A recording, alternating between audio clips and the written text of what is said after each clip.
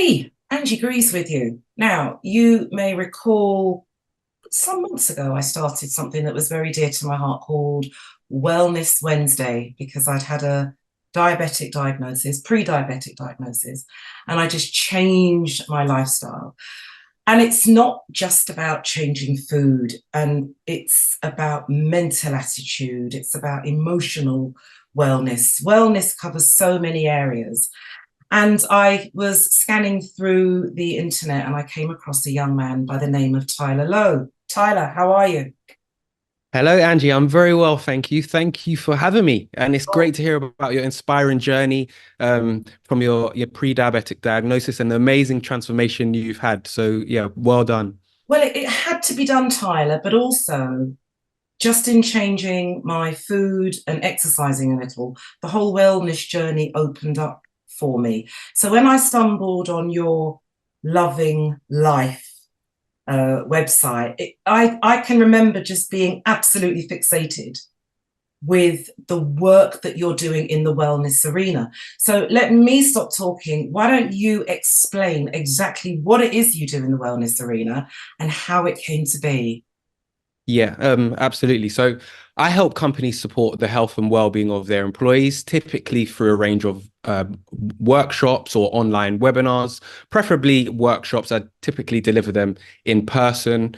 And I started this business in 2015 after living in Australia for a year. And I found that their culture was much healthier in comparison to the culture that I was brought up here in London. I found Australians were typically happier, typically healthier, and I wanted to bring that energy back to London and help my fellow Londoners. So I started the journey in 2015, started working with my first corporate client in 2017, which was actually Bird's Eye Foods. They go by the name of Nomad now. They were my first corporate client, and then it kind of just snowballed on from there. I started helping more and more clients help support their employees with their health and well-being through education. And what I try and do is inspire that change that you had, where it was the diagnosis that allowed you, that motivated you to change. I try and inspire that change prior to any serious health issues being highlighted. Right. Sorry, there's an aeroplane going by. It will go past. I just want to backtrack a little bit about your time in Australia. Born Yeah. and bred in London, you go to Australia for a year, a light bulb moment comes on.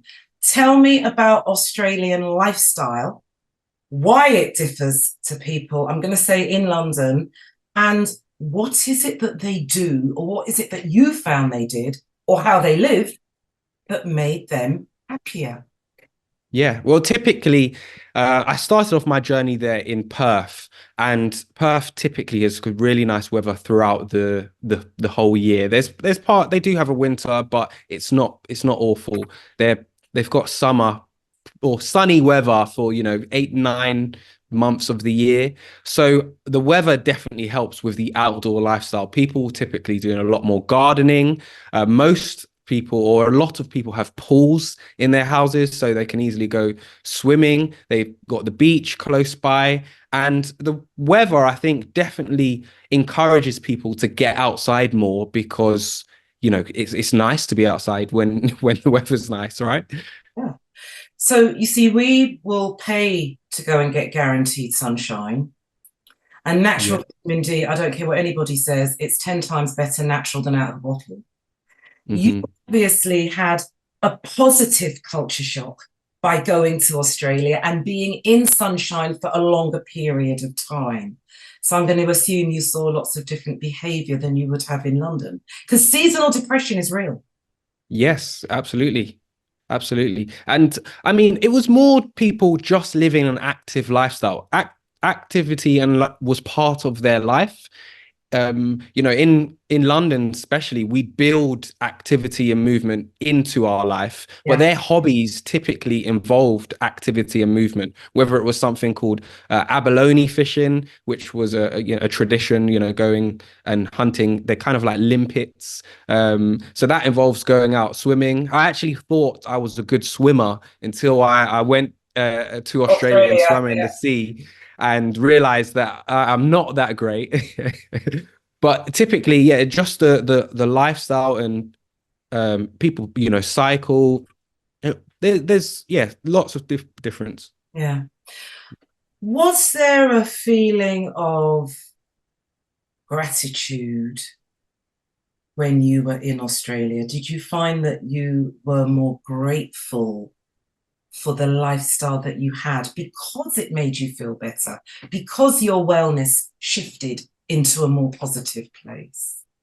Yeah, I mean, gratitude is something that I think we have to actively think about. And at that moment in time, I don't think I was aligned in my life to actively always be grateful. But, you know, the natural sunlight, the natural active lifestyle helped me to be a more positive person. I'm quite positive anyway, but the sun helps, people be happier. Yeah, In, like as mentioned, in London, when on a grey, wet, miserable day, it often shows up in many people's moods, right? And the difference of being out there, especially in Perth, allowed me to, yeah, be happy. I didn't have the winter grey that yeah. can sometimes bring us down and impact our day. Mm.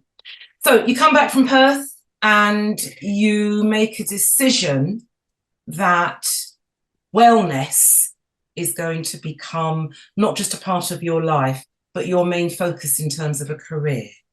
Yeah. So tell me And exactly what it is so to.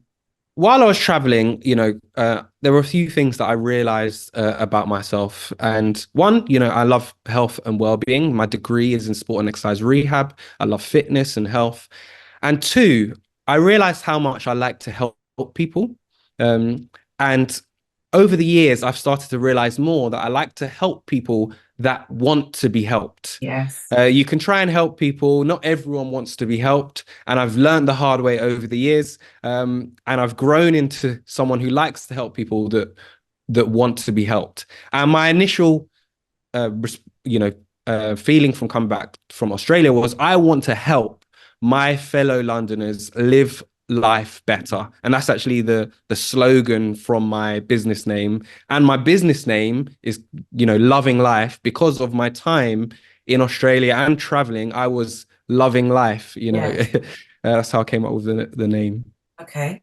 So in setting up the business, was it was it a challenge? Because our mind, Absolutely. yeah, because our mindset here in the UK is going to be completely different to that in Australia. I mean, Yes. so were there challenges? Did you find that it was a challenge to encourage people to change their vocabulary, encourage people to change their mindset? Because we all like to start on a positive road, but then imposter syndrome kicks in. Hmm. Life as we know it kicks in, life as it was kicks in, and disturbs life as we're trying to change it to be. Was that a challenging thing to do to change people's mindsets? Yeah, I mean, with business, there's lots of challenges. And actually, when I came back from Australia, I had other challenges as well, life challenges that impacted the start of my business, but also helped to encourage me to grow my business. When I came back, my living circumstances weren't ideal. I was sleeping on the sofa while I was trying to work things out. My dad kindly let me stay with him while I was building up my business. So yeah, I managed to build up to a point where I could afford to move out. It took me about a year and a half to get to that point. So that was a challenge in itself. And actually, going and getting work within companies is actually quite challenging. Working with big brands is not an easy thing to do. You have to earn a name for yourself. You have to be reliable. You have to showcase your skill set, and I mean, there's so many challenges when it comes to that. But I believe my experience traveling helped me overcome those challenges because when I was traveling, I also had challenges while I was traveling as well. So those experiences helped me when I came back. And actually, we're probably going to touch it on it, maybe not this week, maybe in a future episode, but about how putting yourself in certain situations forces you to do certain things. Okay. Because I was sleeping on the sofa, my only choice was to work hard and get this business and make it work, Yeah. because otherwise I would be on the sofa forever. Yeah. And that's not what I wanted for my life. So yeah.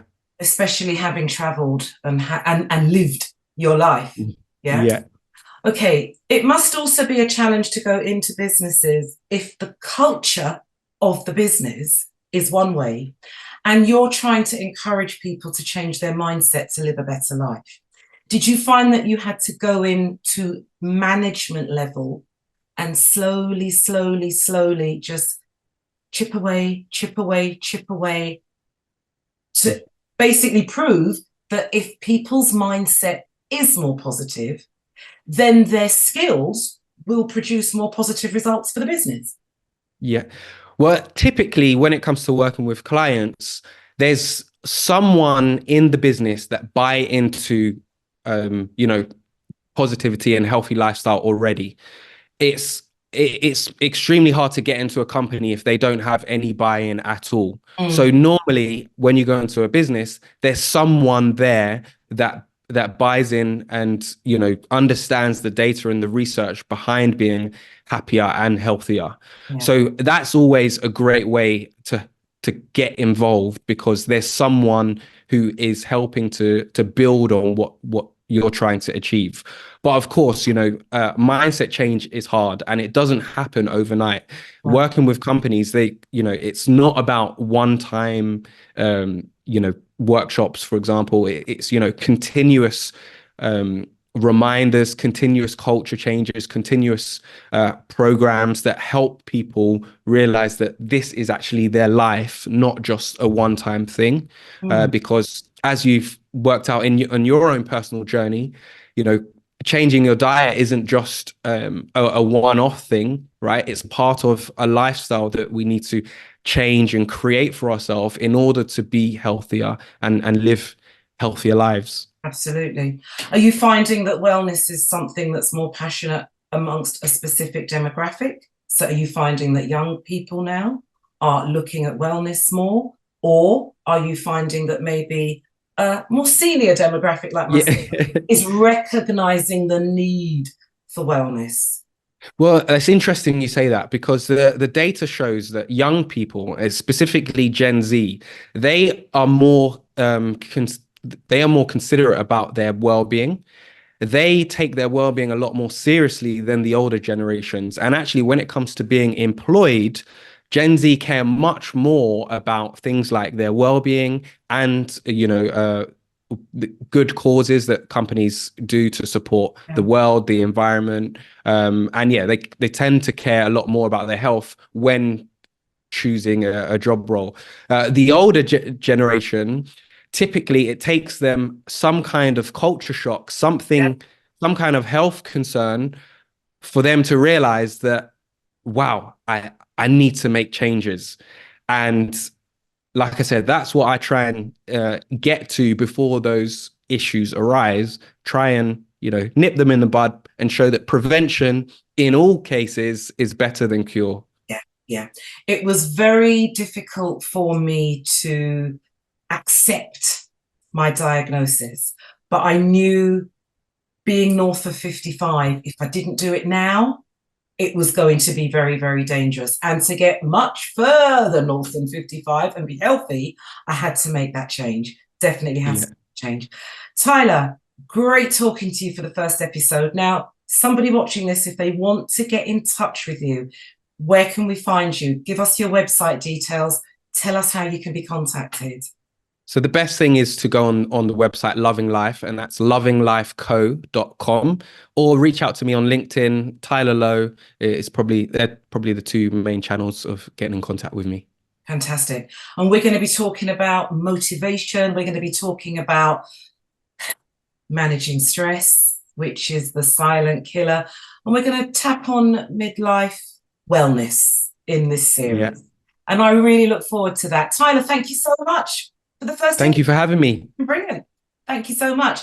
That's Tyler Lowe. We're going to be talking for at least the next 3 weeks. about wellness and what it involves, not just eating well, mental health, spiritual health, all forms of health. And as Tyler says, if you want to get in touch with him, you can go to lovinglifeco.com. Tyler, thank you so much.